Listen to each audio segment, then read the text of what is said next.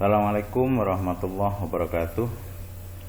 Pada kesempatan ini saya akan menjelaskan tentang ayat-ayat yang berbicara tentang pentahapan pengharaman riba. Di dalam tarikh tasrih, sejarah pemberlakuan hukum Islam, di sana dijelaskan bahwa salah satu prinsip pemberlakuan hukum Islam itu adalah at-tadarrus fit tasrih.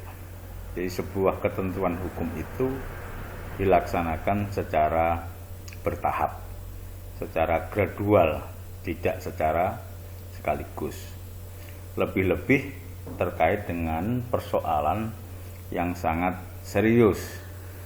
Tidak mungkin persoalan yang cukup serius, cukup akut itu kemudian diselesaikan secara sekaligus.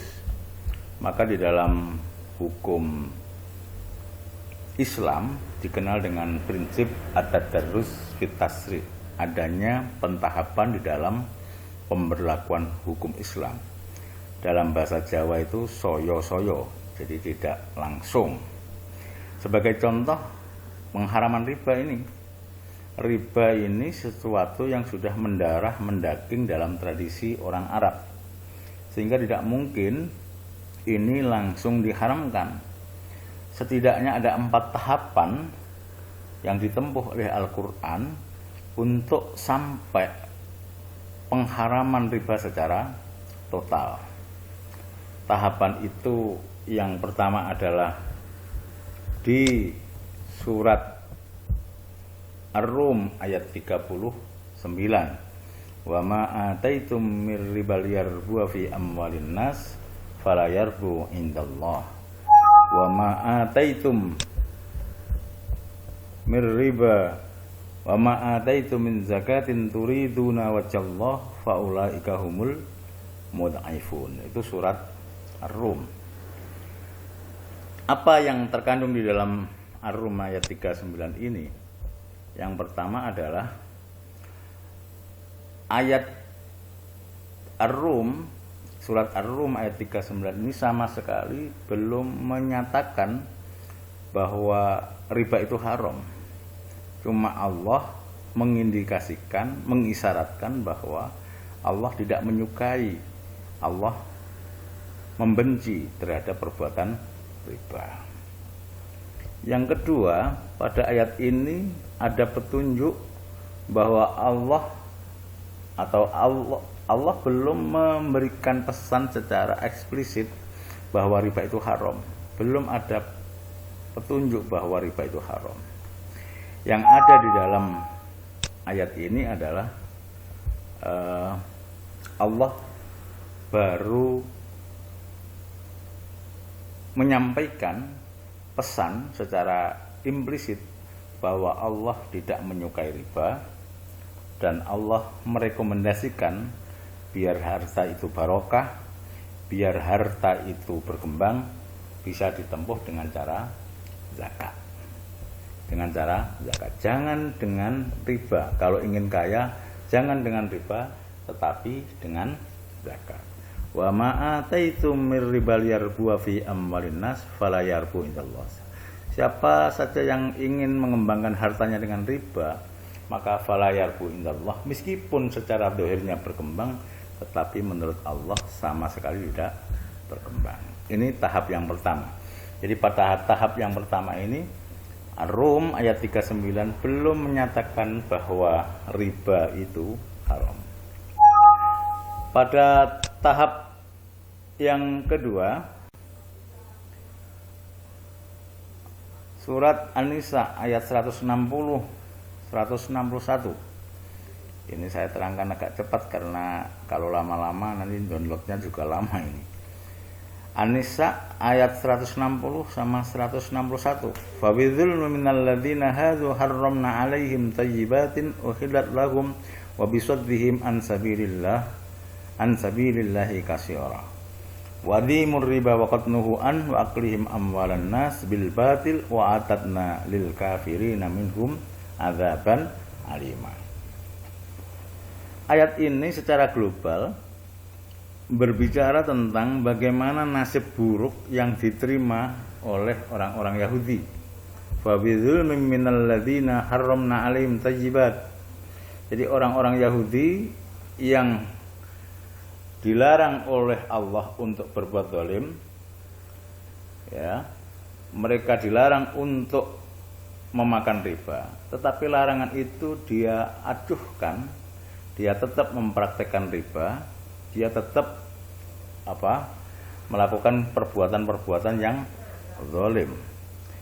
Maka Allah kemudian menyebutkan bahwa sanksi yang diterima akibat buruk bagi orang-orang Yahudi yang mempraktekkan riba itu adalah apa?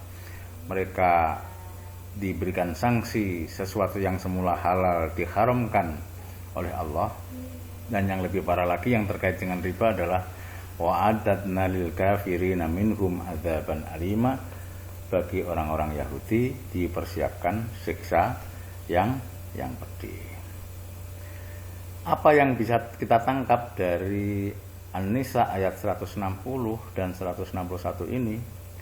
Tentu yang kita tangkap adalah yang pertama, bahwa pada tahap yang kedua ini seolah-olah Allah mengisyaratkan, wahai orang-orang yang beriman, jangan engkau tiru orang-orang Yahudi itu.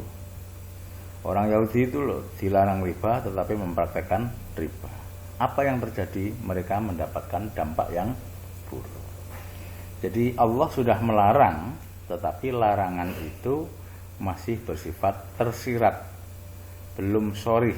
Jadi sifatnya masih implisit, belum eksplisit. Itu tahap yang kedua. Sekarang tahap yang ketiga, surat Ali Imran ayat 130. Ya ayyuhalladzina amanu la ta'kulur riba ad'afan mudha'afah wattaqullaha la'allakum tuflihun.